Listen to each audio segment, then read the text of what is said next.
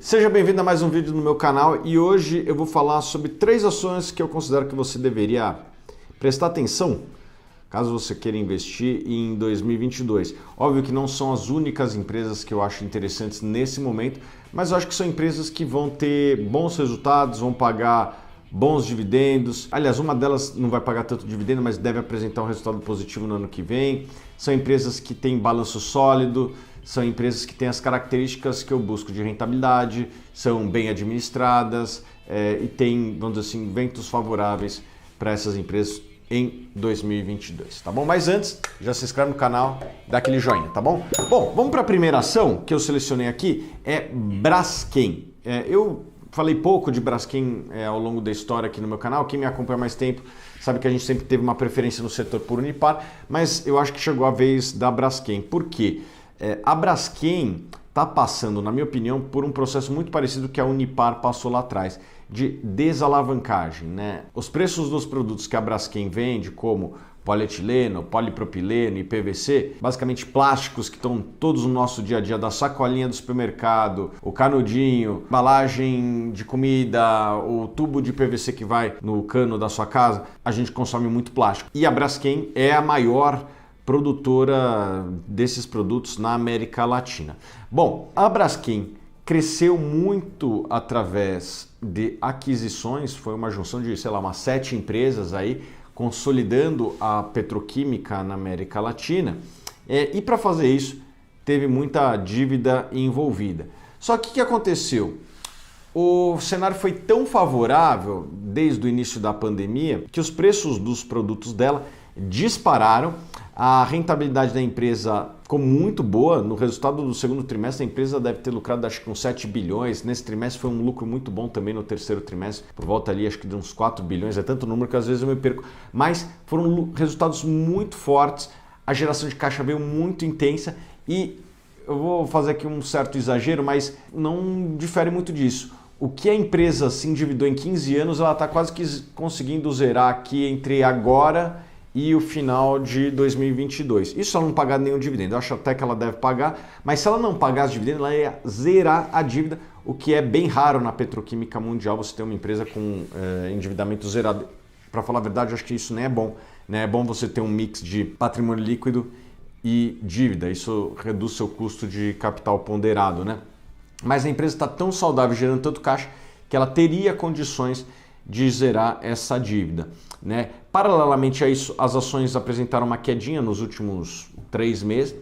Então a queda da cotação das ações, somado com o endividamento em forte redução, isso faz com que o chamado valor da firma, né, que é o valor de mercado mais o endividamento, tenha caído de maneira drástica e os resultados têm sido muito bons. Então isso tem chamado a minha atenção da Braskem, né? A Braskem não tem só operações no Brasil, tem uma operação no México, tem operação também no hemisfério norte, né? Ela tem mais ou menos 50% das vendas delas ou no exterior ou exportação. Então isso dá uma fortaleza para a empresa, né? De tudo aquilo que acontece no cenário interno. Além disso, mesmo aquilo que é vendido no Brasil é vendido em contratos que têm uma certa indexação com o dólar, porque o Brasil ele é importador destes insumos, então a Braskem basicamente pega o preço internacional e aplica para os clientes no Brasil. Então, se o dólar sobe,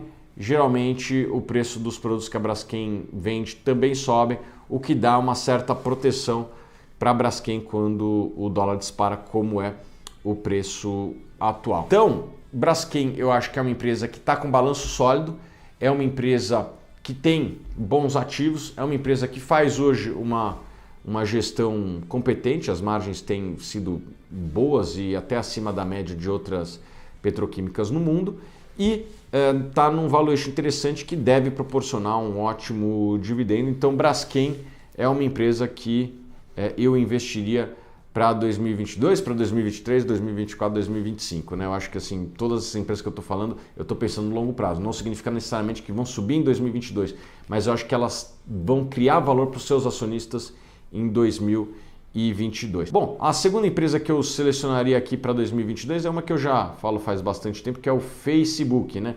Facebook não tem somente o Facebook, tem o Instagram, tem o WhatsApp. Agora cada vez mais estão falando do chamado metaverso, né? Obviamente que isso ainda apresenta resultados até negativos, né? A empresa está investindo muito nessa forma de realidade paralela, custa mais ou menos uns 10 bilhões de dólares por ano para o Facebook investir no metaverse, né, no metaverso, e eu acho que os resultados da empresa poderiam até ser analisados excluindo essa unidade de negócio. Os ativos core do Facebook seguem negociando ali por volta de 16, 17 vezes o lucro, o que é muito barato para uma empresa da qualidade, da rentabilidade do Facebook. E eu acredito que esses negócios de publicidade, né, basicamente Instagram e Facebook, vão continuar a crescer em 2022, 2023, 2024, 2025 e assim sucessivamente, né? É óbvio que podem surgir novas redes sociais. Eu acho que historicamente o Facebook sempre se blindou de novos, vamos dizer assim, entrantes, né? Seja comprando eles, comprou o Instagram, comprou o WhatsApp, seja replicando as funcionalidades de outras redes que têm sucesso, replicaram os Stories, que era uma cópia daquele Snapchat, né? Nem lembro. Mas se bem que o Snapchat tem muita gente que usa, né? E também estão copiando o Reels, que é uma cópia lá do TikTok, né? Aliás, me siga lá no TikTok, eu tenho também, precisamos produzir mais vídeo para lá. Mas o que eu acredito? O Facebook ou compra ou replica muito bem o que tem dado certo em social media, e isso faz com que tenha cada vez mais pessoas usando as suas plataformas e principalmente cada vez mais anunciantes, né? O número de anunciantes do Facebook cresce todos os dias. É uma rede que geralmente é muito boa para o anunciante porque ele consegue segmentar de maneira relevante. Se eu quiser anunciar para uma pessoa da terceira idade, do sexo masculino, que mora em São Paulo, eu consigo fazer esse tipo de segmentação, né? Então, são pouquíssimas alternativas de publicidade que existem hoje disponíveis que conseguem fazer uma segmentação tão fina e tão apurada quanto o Facebook. O Google é outra empresa, mas o Facebook me parece que negocia num valuation melhor e tem mais alternativas de crescimento, uma vez que é uma plataforma um pouquinho mais jovem que o Google, né? Se você for ver o número de anunciantes no Google, a última vez que eu vi era 3 vezes maior do que no Facebook. Então tem muita empresa ainda para entrar no Facebook e também acho que tem muita empresa para entrar no Google. O budget de publicidade do mundo, né, os orçamentos de publicidade do mundo ainda carregam bastante orçamento em mídia tradicional, que o resultado é cada vez pior. Então eu gosto muito do Facebook, empresa que cresce gerando caixa no múltiplo barato. Gosto muito do Mark, eu acho que é um CEO que merece muito respeito, é um cara que sempre criou muito valor para os seus acionistas e apesar de todas as críticas que ele recebe, eu acho que ele uniu muito a humanidade. Ele permitiu que eu tivesse contato, imagino que você também, com pessoas que há tempos atrás você perdeu contato, conhecer novas pessoas, manter contato com as pessoas que você gosta e quer manter contato. Então eu acho que é uma empresa que uniu muito as pessoas e eu acho que até ele é pouco reconhecido por isso. Acho que todos nós aqui que usamos Instagram, que usamos WhatsApp diariamente, deveríamos, no mínimo, ser gratos pelo que o Mark faz para a gente.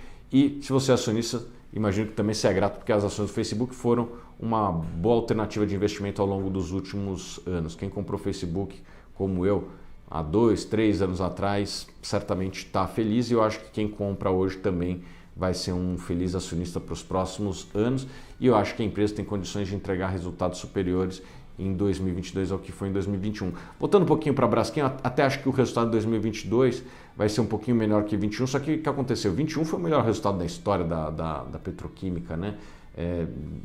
Era praticamente impossível ser replicado os resultados que foram produzidos, principalmente no segundo trimestre desse ano.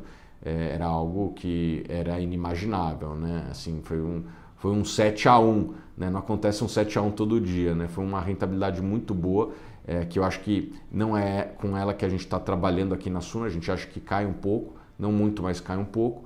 Mas mesmo assim, como a empresa não tem dívida e caiu, eu acho que é um bom negócio. Pessoal, estou interrompendo aqui a programação para lembrá-los que a Suno está na sua semana de Black Friday, tá bom? 3 anos pelo preço de 2 nas principais assinaturas. Clica aqui abaixo na descrição, não deixe para depois. Black Friday da Suno. E para finalizar, eu gosto das ações da Engie também para 2022. Eu acredito que essa é outra empresa que vai apresentar crescimento de receita, crescimento de resultados e também um dividendo muito interessante. Para quem gosta de dividendo, eu gosto das ações da Engie. Eu acho que essa empresa tem condição de pagar 8, 9, 10% de dividendo. Precisa entender um pouquinho como que vai ser o plano de investimentos deles para o futuro, mas se eles não fizerem investimentos relevantes, eu acho que eles podem pagar até 10% de dividendo, o que é ótimo para uma empresa bem tocada. Você pega a rentabilidade histórica da empresa, está sempre entre as melhores do setor elétrico, se não for a melhor, junto com a Equatorial ali. É uma empresa muito bem tocada, uma empresa que sempre pagou bons dividendos, sempre conseguiu crescer fazendo boas alocações de capital. É uma empresa que eu gosto muito e eu acho que tem pouco risco, né? Uma empresa que não tem uma alavancagem tão grande, não tem um endividamento tão grande. É uma empresa que nunca trouxe muitas surpresas negativas para os seus acionistas, pelo menos desde que eu acompanho ela. É uma empresa que eu gosto, é uma empresa que tem uma governança boa, controlada por uma empresa estrangeira, né? Às vezes tem vantagem de você ser sócio de subsidiárias de empresas estrangeiras, né? Geralmente você vem com uma governança de fora e essas empresas europeias, geralmente elas são muito rigorosas com compliance em geral, né? Isso reduz muito o risco. Eu acho que empresas como o Engie, empresas que têm controladores, empresas europeias, geralmente têm uma preocupação com compliance muito grande e raramente se envolvem em qualquer tipo de coisa errada. Então, eu acho que é uma empresa que tem baixo risco, talvez dessas que eu falei, a que tem menos risco, tem uma previsibilidade de receita bem grande, uma empresa bem tocada, uma empresa que eu gosto do controlador, gosto do time de gestão, empresa que não está endividada, que deve pagar bons dividendos. Então, para quem gosta de dividendos, eu acho que talvez essa seja uma das melhores empresas para 2022. Então, recapitulando, Braskem, Facebook e Engie são empresas que eu estou aqui apostando para 2022, 23, 24, 25. Óbvio que não são as únicas, mas são algumas das empresas que eu gosto. Se você quiser conhecer as outras, conheça a assinatura da Suno. Lá a gente analisa várias outras empresas, mas essas são algumas das empresas que eu acho que você deveria considerar para 2022, tá bom? Beijo grande e a gente se vê nos próximos vídeos.